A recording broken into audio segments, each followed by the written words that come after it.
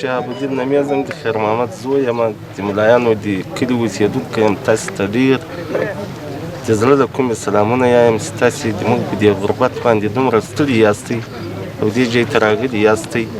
یقینا دا ډېره غریبه منطقه ده، څوک نه ورته راځي. په 20 کاله کې خو دلته زموږ دغه کومه تېره اداره چې وه دا موجوده وه، خو څوک نه دي راغلي.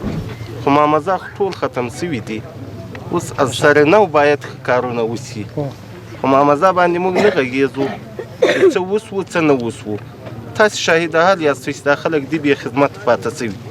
علت زیاتې هر شی بولي، خو موږ نه کلینیک لرو.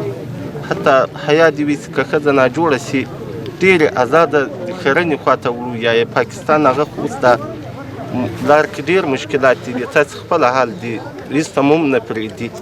دا مشکلات لرو. دغسې امنیستي ده، بندونه دي، مځکې دغسې پاته دي، ناآباده مځکې پاته دي. که تاسې حیاتي وکوئ خپلو سترګو به دا حالات ووینئ.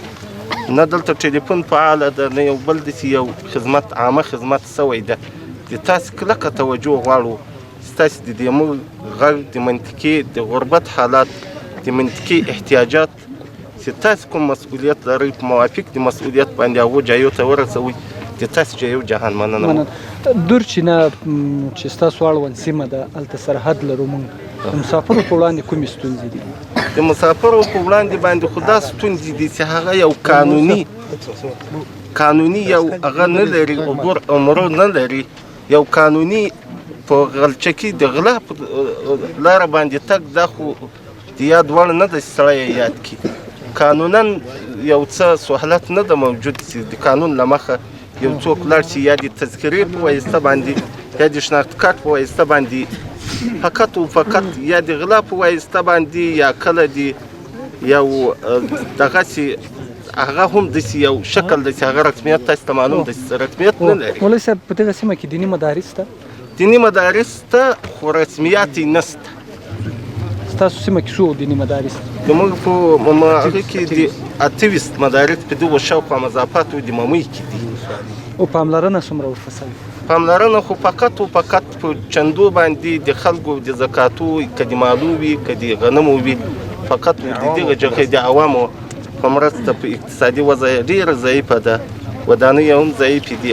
موږ چې کوم کوشش ده هغه موږ روان کړی ده، خو د چا هغه نشته، معاونت په لاس کې نشته. د افغانستان د اسلامي امارت په راتلو که څه هم قومي مشر وویلي چې امنیت خوندي سوی، رویه یې له تاسې سره څه ډول ده؟ آیا د تېرې ادارې غوندې وضعیت ترسره کړي که وضعیت تغییر ده؟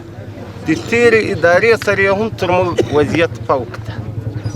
یعنې لله الحمد موږ ډېر خوشحاله یو چې هر څوک دغسې باید اتې طریقه مختاره کړي، لکه دا کومه په اوس حال موجود کې حاضر کې چې ده.